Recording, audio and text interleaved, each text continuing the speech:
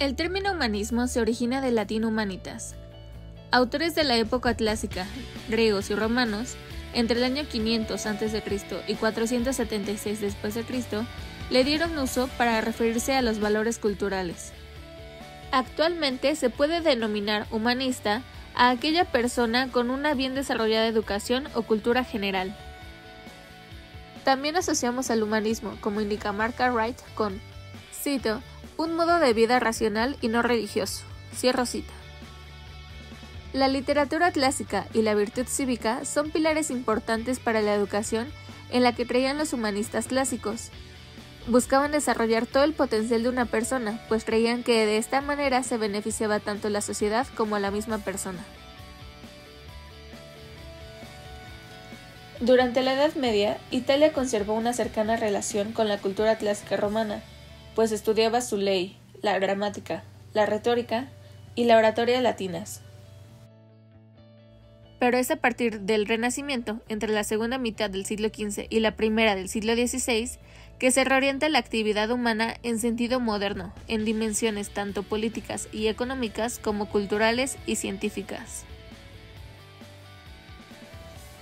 Este renacer de la antigüedad grecolatina en Italia y en algunas otras partes del continente europeo es posible gracias a las labores de los monjes medievales, ya que se dedicaron a recopilar el conocimiento de estas culturas clásicas durante la Edad Media. La difusión de este conocimiento a partir del siglo XII por parte de las universidades.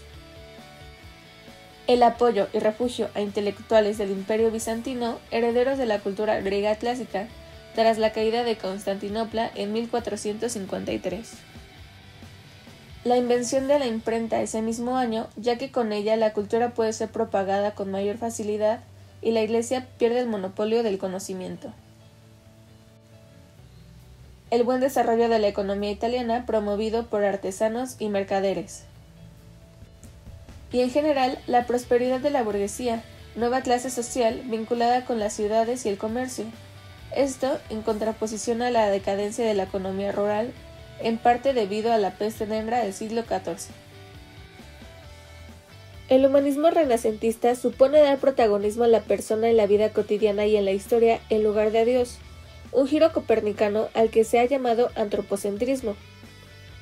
Esta visión antropocéntrica promueve la individualización de la persona respecto a la sociedad, particularmente la religión, y también promueve la individualidad y la libertad de pensamiento y acción.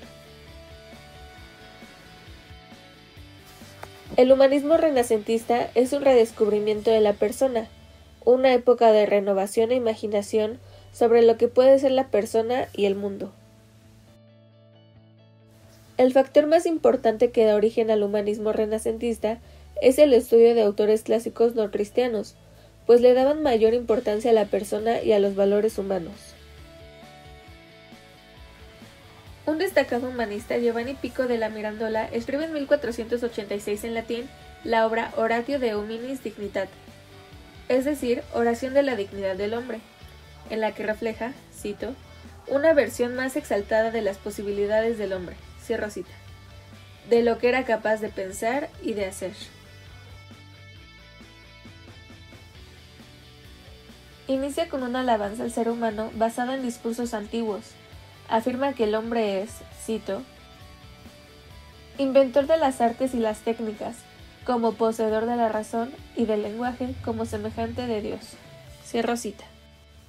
Pero sobre todo destaca la libertad humana, que el hombre carece de una naturaleza fija, lo cual posibilita que la vida del hombre dependa solamente de su propio y libre albedrío. Las características del humanismo comprenden: la persona ve que el mundo está a su disposición, a su servicio, en lugar de ser ella objeto pasivo de aquel. El mundo se puede comprender y explicar mediante la razón, que define la naturaleza humana y que es única y universal. La virtud cívica, que incluye a la razón, a la retórica y a la práctica política, puede renovar la vida política, particularmente en las ciudades. La persona es capaz, por sus propios medios, de instruirse y escalar la pirámide intelectual, socioeconómica e incluso política. El pensamiento racional, filosófico y de forma emergente científico se convierte en una herramienta para el descubrimiento del mundo, de la naturaleza física y la humana. Durante los siglos XV y XVI, en Italia, el humanismo influye de gran manera en la educación elemental y universitaria, lo cual facilita que se definan las denominadas humanidades, como la gramática, la retórica, poesía, historia y filosofía moral. Los modelos intelectuales, políticos y estéticos de la época clásica constituyen al humanismo, y ello conduce al rechazo de la Edad Media, que se percibe como una época decadente. El humanismo renacentista se despliega en todos los ámbitos sociales, las artes, la política, la ciencia, la religión, etc. Las artes se inspiran en la antigüedad clásica. Los artistas se dedican a su estudio, su interpretación y adaptación. La revalorización de la literatura y el arte, actividades de algún modo reprimidas durante la Edad Media, constituyen un buen aporte a la cultura y al desarrollo social. Leonardo da Vinci fue pintor, inventor, escultor, arquitecto, ingeniero y astrónomo. Cumplió con el ideal de hombre renacentista porque destacó en diversas disciplinas, tanto en el ámbito artístico como en el científico. Como pintor, creó obras de impresionante técnica y belleza, como La Última Cena, La Dama del Armiño y la tan famosa Gioconda o Mona Lisa.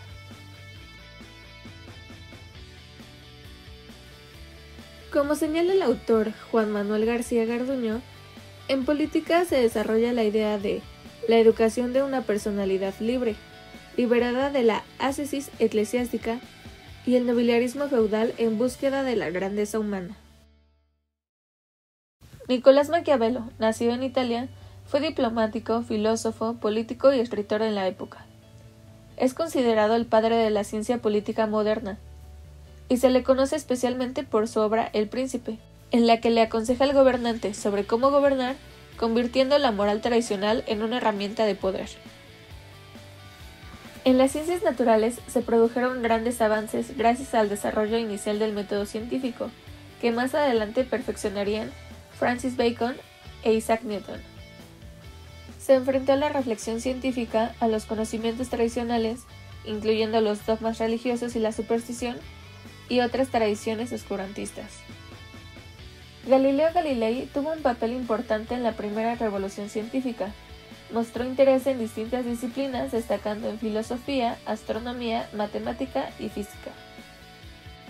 Ha sido considerado como el padre de la astronomía moderna, la física moderna y en general de la ciencia. Se le atribuye la mejora del telescopio, varias observaciones astronómicas y la primera ley del movimiento.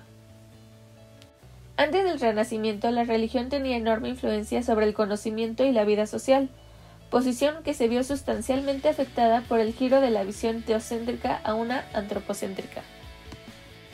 Erasmo de Róterdam fue un humanista nacido en Países Bajos que dedicó su vida a las letras clásicas. Fue también sacerdote y clérigo regular en San Agustín, pero se sentía incómodo con la vida religiosa, pues le parecía que ésta se encontraba en estado de barbarie e ignorancia. Dedicó su vida a las letras clásicas y a propugnar una reforma y renovación de la Iglesia católica y la vida religiosa. A fines del siglo XVII termina el Renacimiento y sus aprendizajes se incorporan a las sociedades europeas, integrándose así la era moderna. El humanismo, es decir, el protagonismo de la persona, sigue siendo parte de nuestra cultura moderna, ahora quizás posmoderna, ya que aún conservamos como materias de enseñanza a las humanidades impartidas en nuestras instituciones educativas, incluso con el abandono de las ideas modernas, como la universalidad de la razón. Esta centralidad de la persona, desplazando a la figura divina, fundamenta la socialización contemporánea y sustenta la idea moderna del progreso personal y social, pese a las crisis que azotan nuestro mundo globalizado.